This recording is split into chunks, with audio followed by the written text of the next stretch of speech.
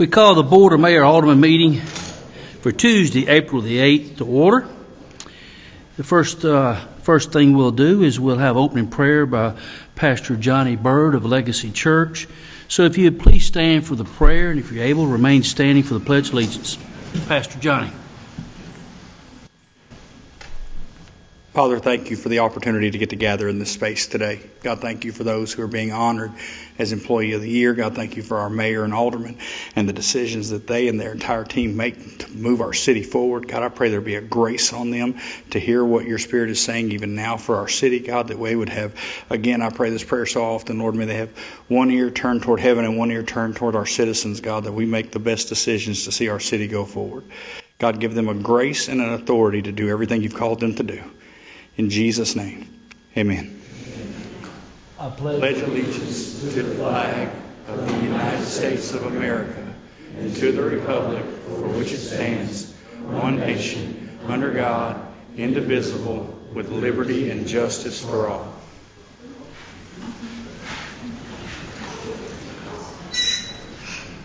Madam Clerk, will you read the future meetings into the record, please?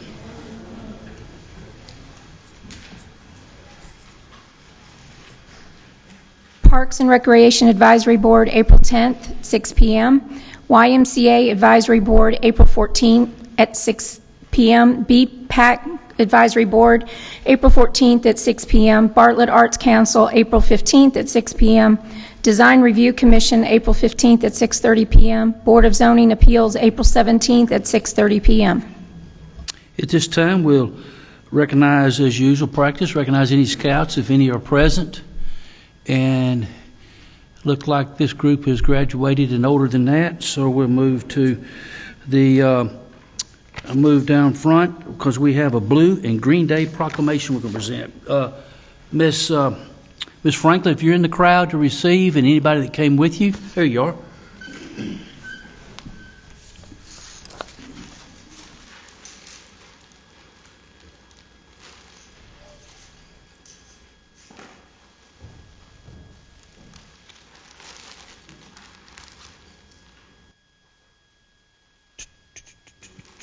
Good to see you again.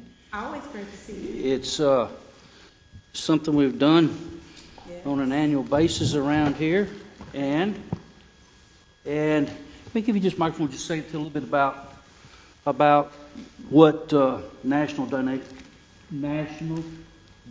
Life Preserves and why they do the Blue Green Day. Absolutely. Well, my name is Dr. Talisa Franklin. I represent the Mid-South Transplant Foundation, where we truly are saving lives right here in our community. On this Friday is National Blue and Green Day. We're asking everybody to wear blue and green in observance of organ and tissue donation. As you may or may not know, there's over 100,000 people that are awaiting a life-saving transplant. 4,000 of those people live right here in the Mid-South. Did you know that one life can enhance the life of 72 others? So I would tell you, if you don't have the heart on your license, please do so, because when this life is over on this side, it's a blessing to be a blessing to somebody to live on through your life. So go to www.midsouhtransplant.org.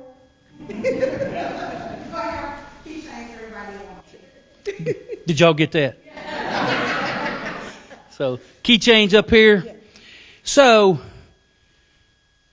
more than 100,000 Americans, we know 6,000 locally, but 4,000 in the Mid-South area are currently on the National Transplant Waiting List. Anybody in the room have anybody that they know waiting that's on the transplant list?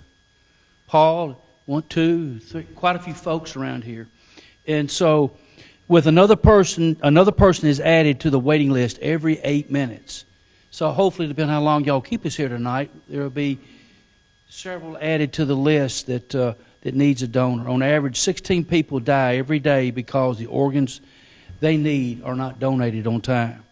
We all can do our part to save lives by educating and encouraging our peers and loved ones to register an organ or a tissue donor. The City of Bartlett supports National Donate Life and Mid-South Transplant Foundation in its effort to bring life to men and women and children in need of a life-saving organ and tissue transplant. And we hold those who have saved lives through the gift of a donation in the highest regard and are grateful for their selflessness. So today, as Mayor Bartlett, I proclaim that the 11th day of April, 2025 is Blue Green Mid-South Day. In Bartlett, we encourage all residents to promote the importance of organ and a tissue donation, and we're very thankful, Ms. Franklin, for all you do, the smile you bring to work every day. So, can you give her a round of applause?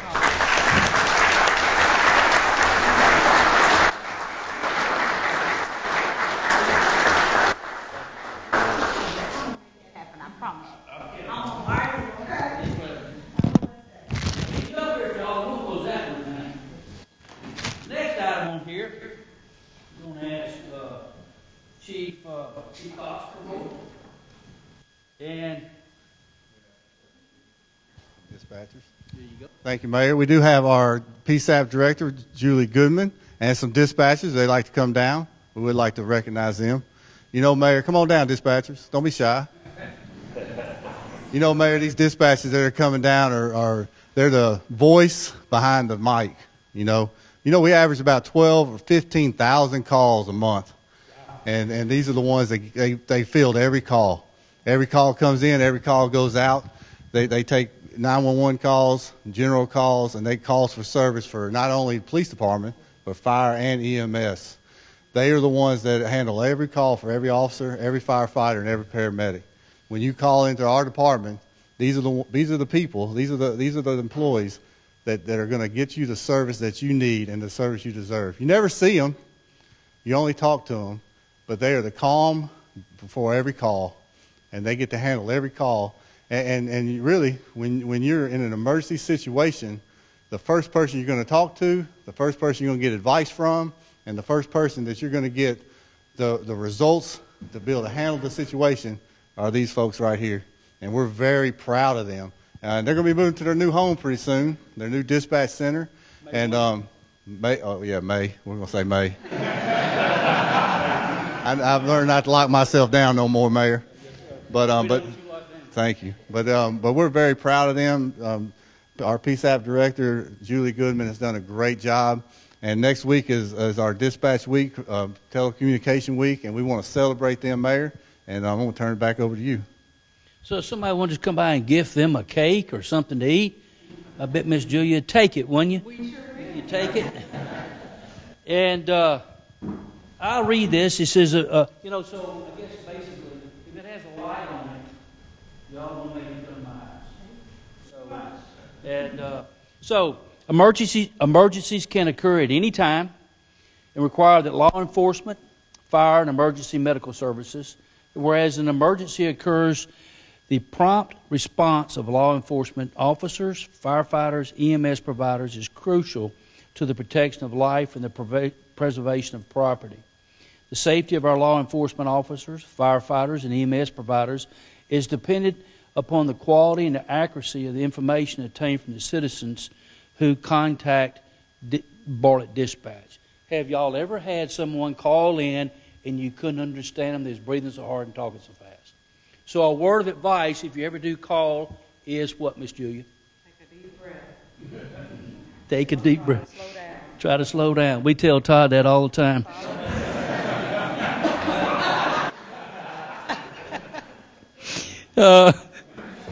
We love you, Todd. Let's see. Public safety telecommunications are the first and most crucial contact our citizens have with emergency services. Public safety telecommunications are the signal vital link for our law enforcement officers, firefighters, EMS providers, and monitoring their activities by radio, providing them the information, ensuring their safety. Public safety telecommunications are critical to improving the chance of survival for the patients who experience sudden cardiac arrest by recognizing the need for, I can't read that word right there. Cardiopulmonary There you go. resuscitation. They didn't teach me that at Bartlett, but and other life-saving interventions prior to arrival of the EMS. So, as a telecommunicator has exhibited compassion, understanding, and professionalism during the performance of their job in the past year, I, the Mayor of Bartlett, proclaim the week of April the 13th through the 19th to be National Public Safety Telecommunications Week. In honor of all these people before you, whose diligence and professionalism keeps our community and citizens safe. If you hadn't, Johnny, when is that now? It was April the 13th to the 19th? Is that what you said? That's what I thought you said. If you hadn't been out there to see this new Peace Out building, I think the chief would agree. Is there any like it in the Mid-South? When you walk in, you would think that you was in watching one of them shows up in New York with all the screens and all. So we're very proud to be able to have that grant from 911 and be able to put y'all out of the little cramped quarters that you're in and put you in this beautiful new place. You'll probably get dizzy looking at all the screens that are up there. So can y'all pull it in here? Come on, Chief, and we'll get a group picture. Is that what you said do, Deb? Isn't that what you told Todd to get done? Come on here, Miss Julia. Here we go.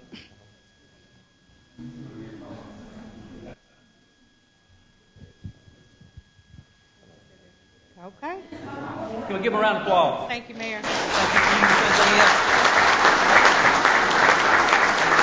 Thank you. Appreciate you. Thank you. Thank you, young man. Yes, sir. Thank you. Thank you.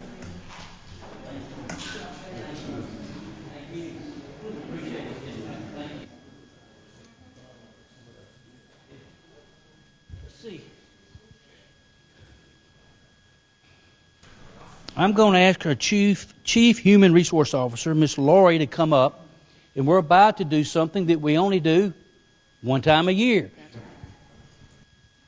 Hi, good evening. Thank you all for being here today. What I'm going to do is take you through the Employee of the Year. These are individuals it's my pleasure to announce 5 individuals for 2004. The Employees of the Year were each nominated by their department directors and then selected by Mayor Parsons. They will receive an award, a certificate signed by the mayor, and a cash award as well. With that, let's go ahead and start. Jeremy Carver, please come forward. Driver for the fire department, Jeremy Carver, submitted by Chief Gately and Assistant Chief Webster.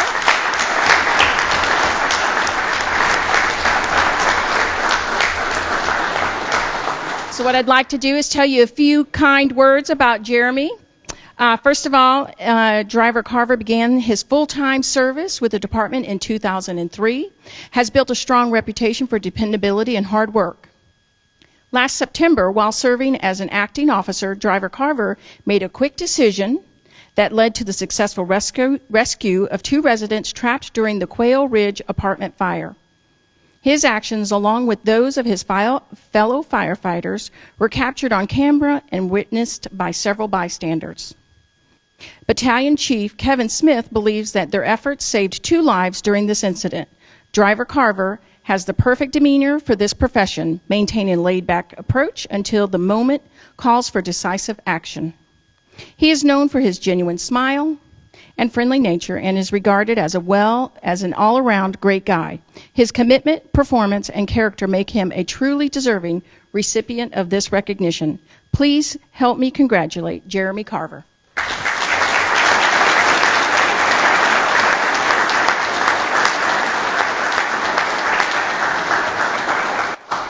The next recipient is Laura Jenkins. Laura, please come forward.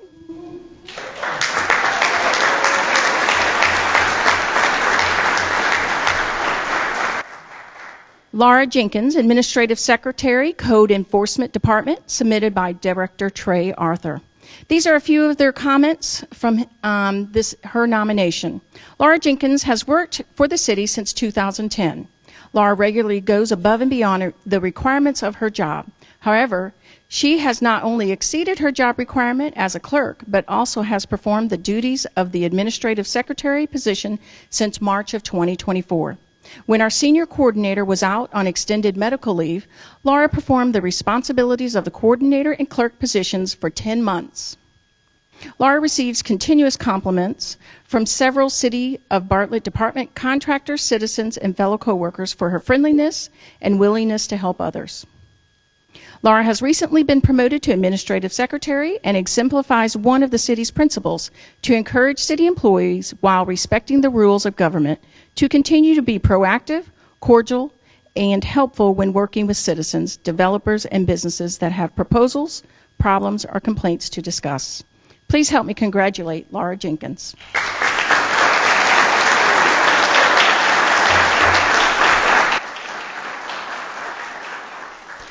Our next recipient, Officer Jared Martin. Police Officer Jared.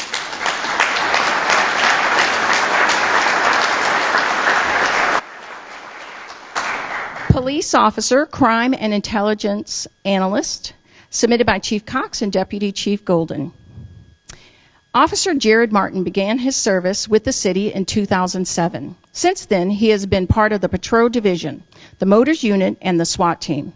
In 2020, he was assigned to the Investigative Services Division as a Crime and Intelligence Analyst and has since become an invaluable unit member. At its inception, Officer Martin's responsibilities included pulling statistical data, building analytical dashboards, and doing various other work for the divisions within the department. Officer Martin has remained self-motivated, selfless, and team-oriented. His work has led to significant improvements in the efficiency and effectiveness in our operations, helping others improve the overall operation of the department and the city of Bartlett. Officer Martin's leadership in digital forensic has significantly advanced the capabilities of the department, and his development of additional investigative techniques through digital platforms has led to many arrests, including 2 falsely reported bomb threat incidents.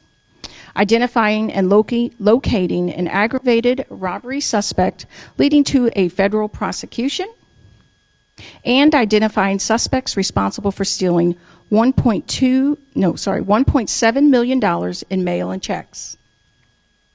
These are just a few examples that show Officer Martin is the perfect example of a team player who prioritizes the safety of our citizens and is an exemplary employee. Please help me congratulate Jared Martin.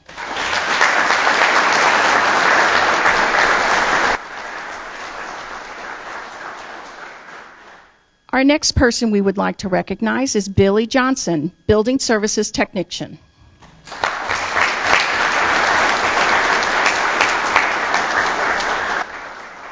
He is in General Services Division of Public Works, submitted by Director Matt Crenshaw.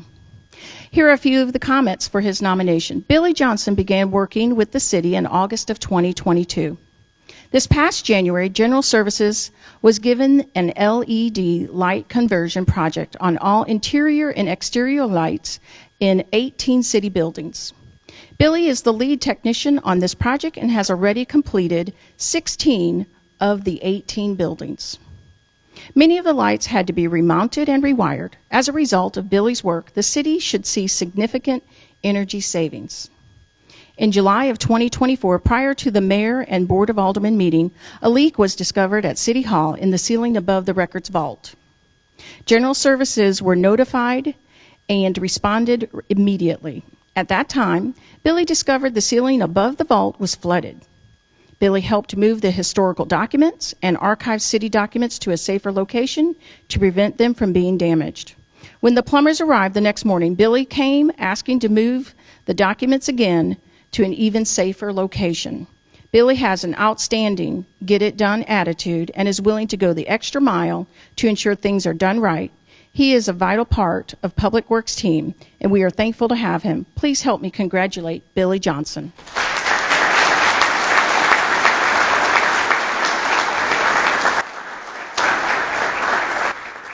We have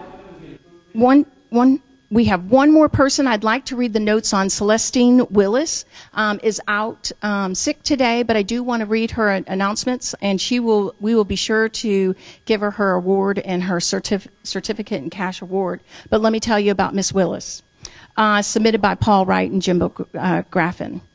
Celestine Willis began working for the city in August of 2020. On July 6th of 2024, a badminton player finished his game in the gym at Singleton and walked to get some water. As he went back to court, he collapsed on the floor and was unconscious. Celestine immediately ran over to him to assess the situation. Realizing the situation was dire, she asked another player to call 911 and prepared to begin CPR. At the same time, another player who was a doctor ran over and began CPR instead. Celestine then took on the role of securing the scene and ensured that the AED and other medical supplies were gathered. She also made sure she was communicating with her manager on duty, along with other staff members and Singleton visitors on what to do, along with what to do next. Celestine took charge of the situation and made sure that everyone knew what to do and made sure the EMT, paramedics, and police knew where to go when they arrived. The next day, she visited the individual in the hospital and found out that he had suffered a massive heart attack, but that he was expected to make a full recovery. Thanks to Celestine's quick reaction time and her dedication to serve and take charge, everyone was able to assist this individual and save his life. His life was truly on the line, and she never flinched. She took the training she had received and put it quickly into action without hesitation. She is a huge asset to our team, and we are proud to present her as the Parks and Recreation Employee of the Year. Please help me congratulate Celestine Willis.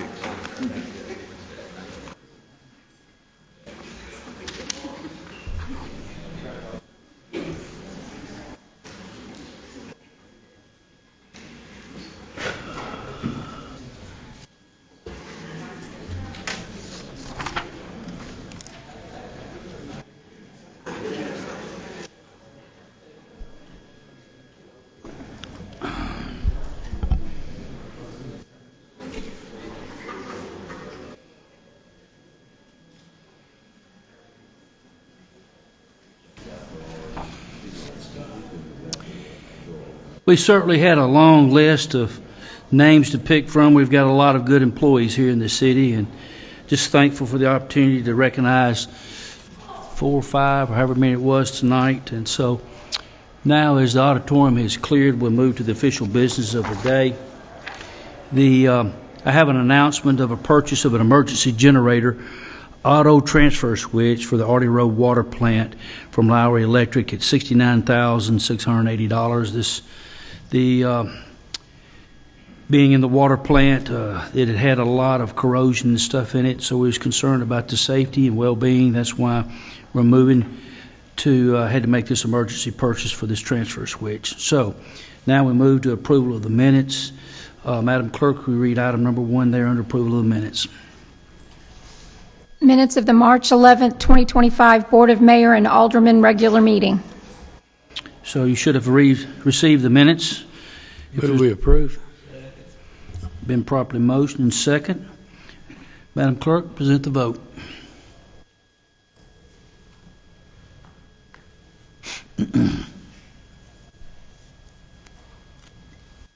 Minutes are approved. Now we move to consent agenda. There's 6 items. Any board member remove any one item for separate discussion if so?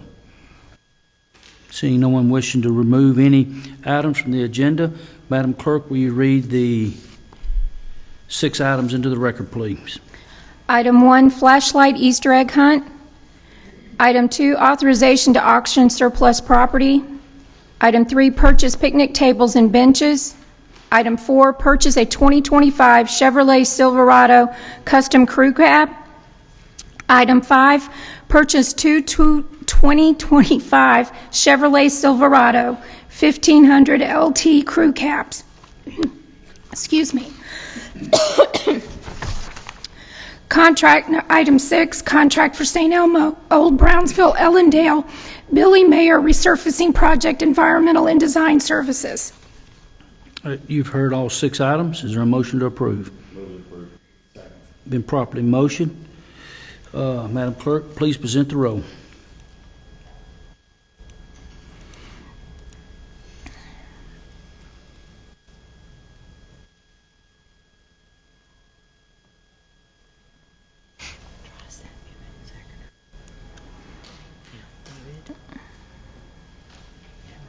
Got a question, Kevin? Oh, no, it just shows me as a mover.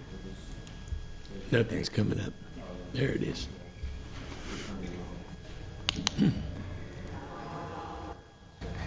There we go. Agenda is approved. Now we move to new business. Item number 1. Madam Clerk, are you ready?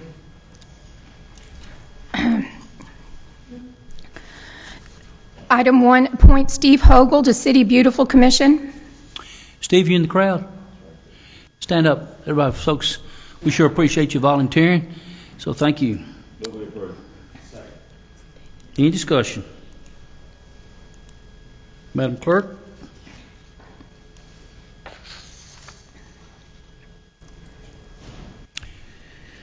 Steve, you passed that with flying colors, son. Madam Clerk, item number 2 under new business.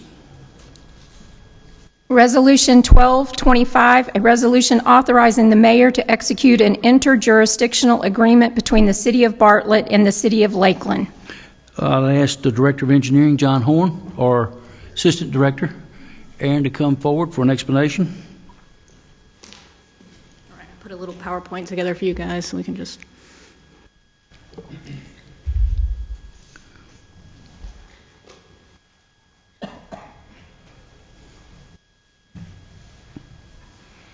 All right, basically this is a resolution to approve the Lakeland IJA. That's the interjurisdictional agreement between City of Bartlett and the City of Lakeland for sewer treatments. We currently have the area of Davies, which drains underneath Interstate 40 to Lakeland and then goes through Lakeland to Memphis treatment. Lakeland is pulling that section off of Memphis sewer, and they are going to redirect it to their wastewater treatment plant. So we have the opportunity to pull our sewer off of Memphis, which, if you've been following Memphis sewer, is probably a good idea for us. This outline kind of the interjurisdictional agreement, I'm going to call that the IJA from now on, kind of outlines those treatment parameters and what we would agree to or not agree to for that treatment. There are 2 areas over there. The southern area drains, well, all of it drains south right now, but the southern area, which is the southern portion of Plantation Estates and the preserve at Bartlett apartment complex, will continue to drain south through Lakeland. And then the upper portion of Davies, we have the opportunity to take the pump station and force main offline and gravity drain that through to Lakeland's new gravity sewer, which is a better design because it doesn't depend on electricity and pumping. So this kind of goes in. It involves pulling that pump station offline and putting in new gravity sewer that will go through 4 properties up in Davies. So we'll have to do sewer acquisition for those. All of those people have been spoken to, but we haven't worked those out yet. Just some things that kind of go, it's a 25-year agreement, so it would run from now to 2050, and then it has a option for a 25-year renewal. It covers about 500 parcels out in Davies. We have agreed to install and maintain flow readers, so we can flow meters, so we can get an accurate reading of how much flow we're pushing through, so we can make sure we're charged appropriately. The City of Lakeland will bill us, and then we will bill our residents just like we always have. They're not going to see a difference in how they're getting billed. We won't be charged more than Lakeland's residents. And our portion of the cost for this is proportional based on the amount of flow to their total capacity of flow in those lines. Second. Any discussion? Alderman Reeves. So the sewer that was flowing through Lakeland into Memphis, Was that counted as Lakeland's contribution to Memphis sewer, or was that our contribution to? What I'm basically asking is, if we're taking it all out of Memphis and putting it into Lakeland's sewer treatment plant, does that benefit us any on the Memphis side in terms of how much we're discharging from a sewer viewpoint? Is there any benefit?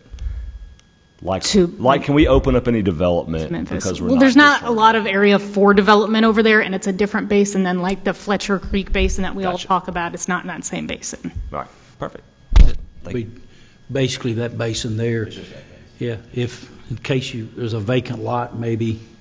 Right. Something like that. There's really no development over there. So. Alderman Quinn. Are you done? Yeah. Oh, sorry. Okay. Hey, Aaron.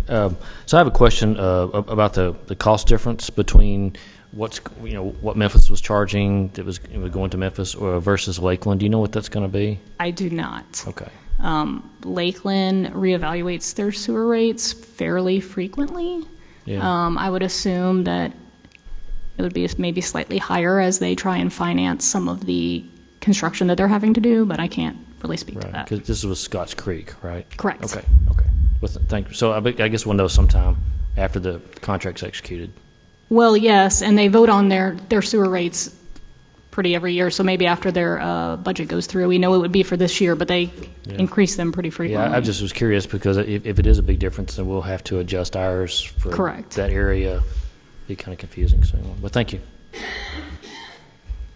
There's a lot of adjustments going to be made, Kevin, because it's a pretty significant contribution in the capital cost of it, too. Right. So, anyway, any other questions? Hearing no more questions, Madam Clerk, send the roll.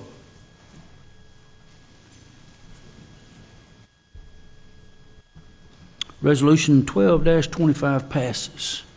So now we move to open discussion. Anybody on the board have anything they wish to say? Alderman Reeves. Two things.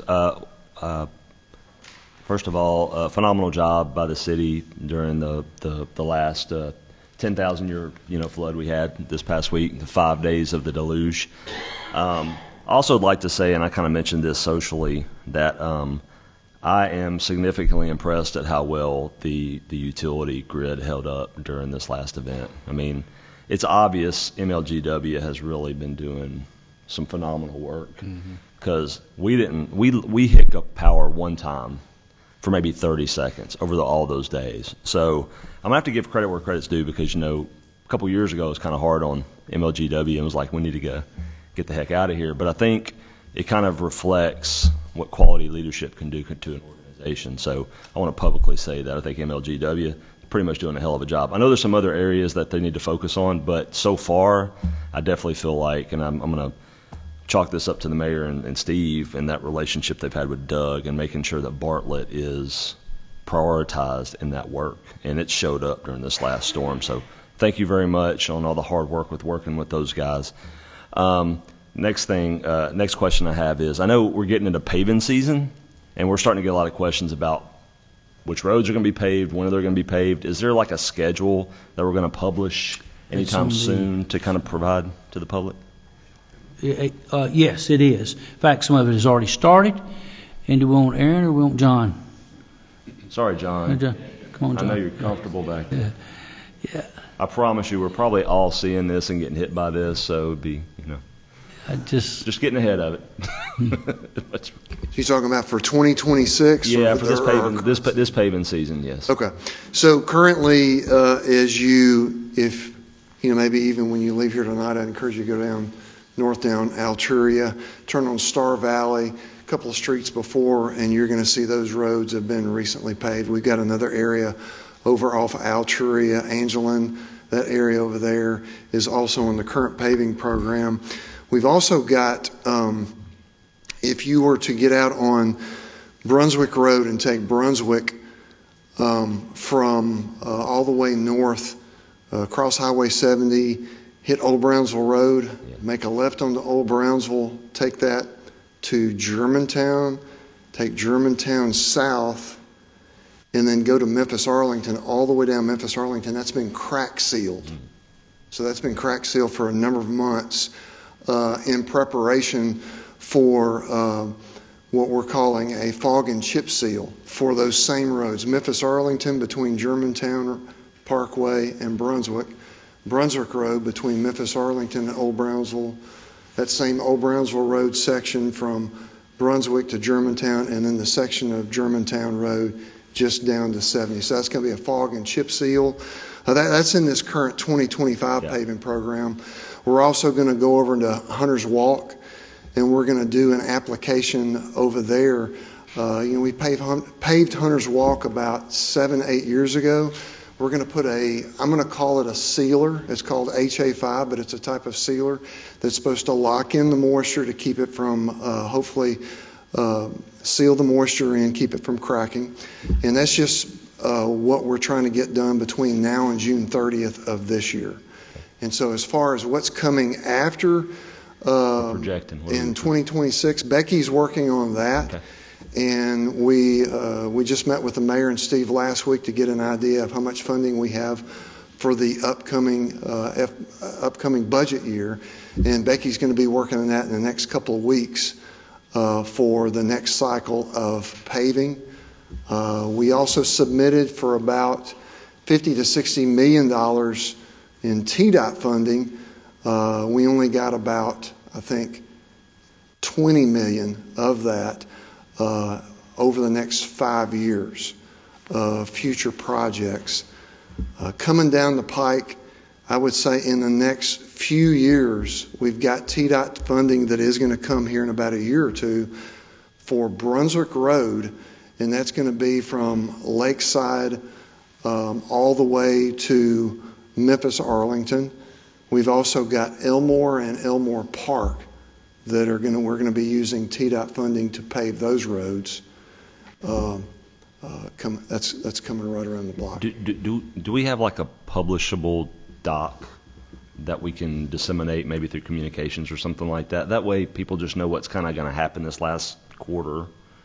Because I get asked about it a lot. I mean, when are you paving my road? What roads are up? And I share with them that we grade the roads. We have a objective way that we do it, right?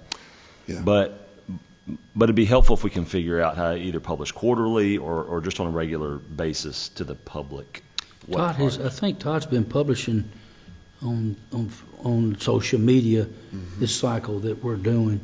Yeah. And I'd just like to say... Or is it just as you go, or is it comprehensive? As we go. Okay. The problem is that when you go as we go, and it's not a problem, people don't see the aggregate of the work that's happened, so it's like, they don't. It's not their street. Yeah, it's not their street. So I'm just trying to figure out how we figure that out. You guys can talk about it, come up with a solution. It's all good. Just trying to figure out how to better forward things to people that say this is what we're doing this fiscal year, what we're planning to do, and then, or this. Usually we do that with our yearly bid. Yeah. Like when we get into FY26, when we bid that out, typically to Standard, Lehman Roberts, whoever's the low bidder, we typically advertise that as a part of the board of mayor and aldermen, but we could certainly do that more often.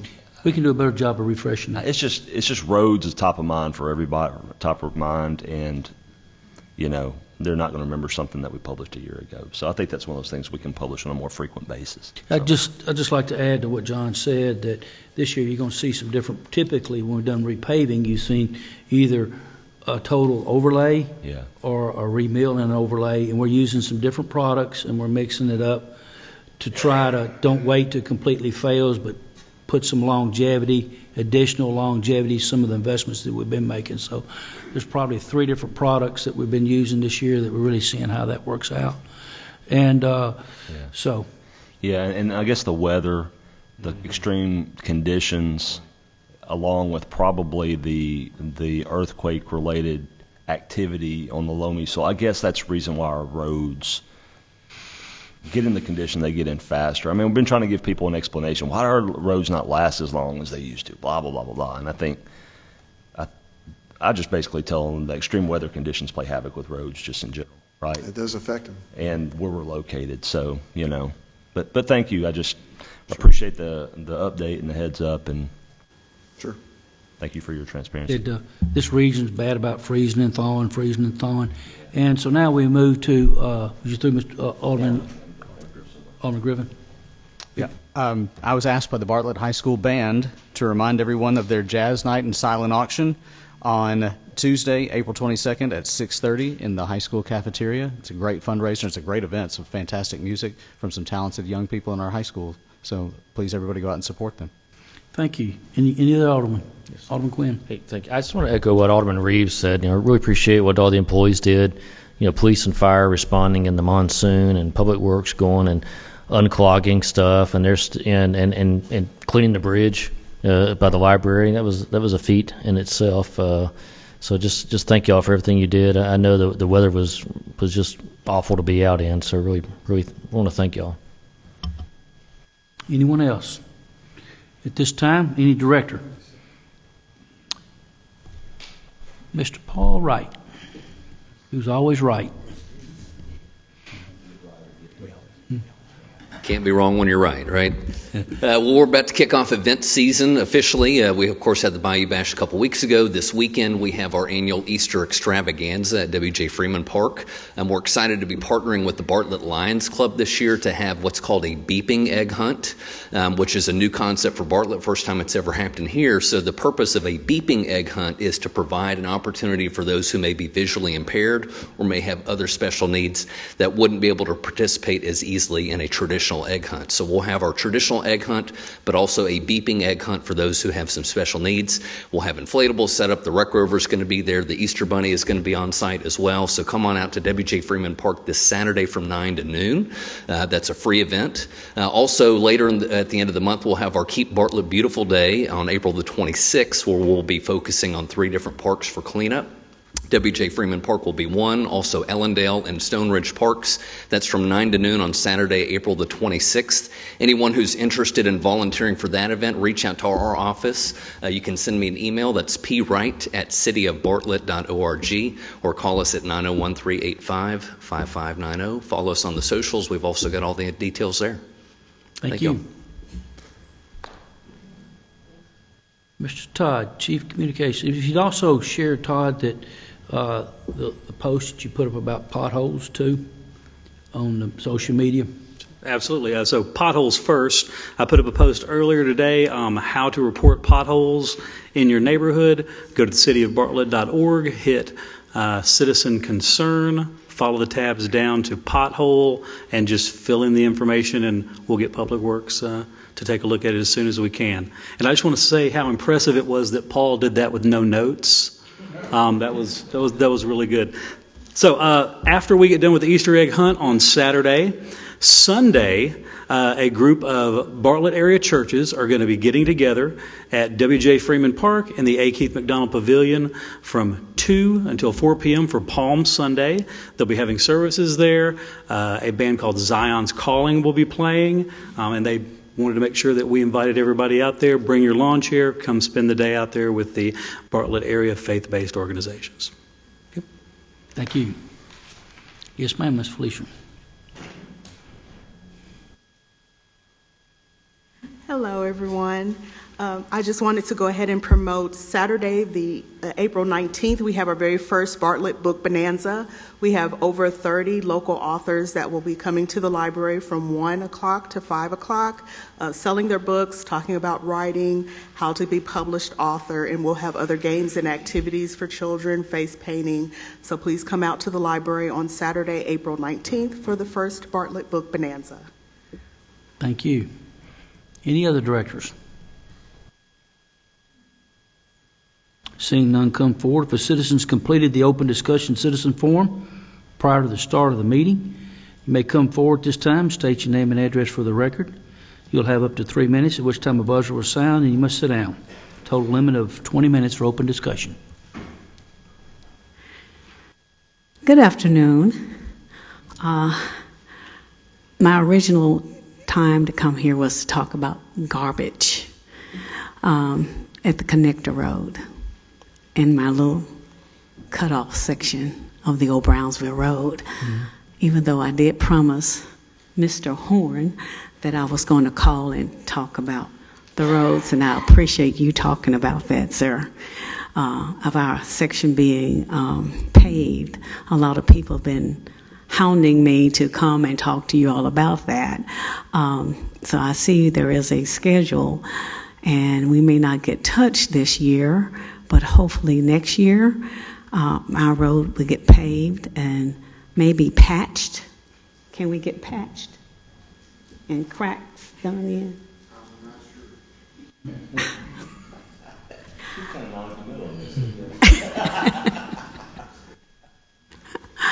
But she's no different than the rest of everybody else, so come on.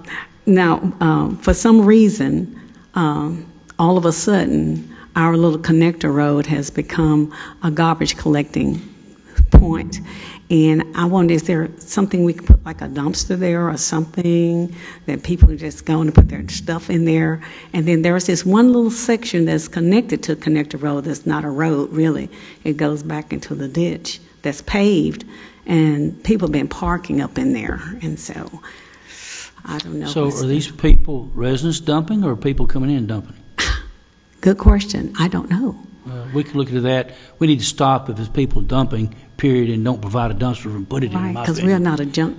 Yes, ma'am. We can get with Chief Cox and see if we can put some surveillance on that. All right. Thank you. Anybody else? She sure did she? But we'll get her to come back up. She'd like to do that. Yes, sir. Hello, my name is Brad Less. I'm a sheriff candidate for 2026 for the election. I wanted to introduce myself and give a little bit of history to the city of Bartlett. I've got 30 years of law enforcement experience. I've also got about 15 years with the United States Coast Guard as a special agent with CJIS. I'm looking at changing a lot of things within the county. You've got a lot of municipalities that we all have some have their own police department, some don't. But what you need to see more of is the sheriff. As the top law enforcement officer in the Shelby County area, just because Bartlett has its own police department doesn't mean they don't have the sheriff's office there supporting them. And I think that some of the work that we've done in the past with Bartlett could be a lot better. So a couple of key points that I wanted to touch on was crime in the entire county, rehabbing the jail and education programs within the jail programs, and we have a serious narcotics problem flowing through that jail as well. So battling that's going to be an interesting feat.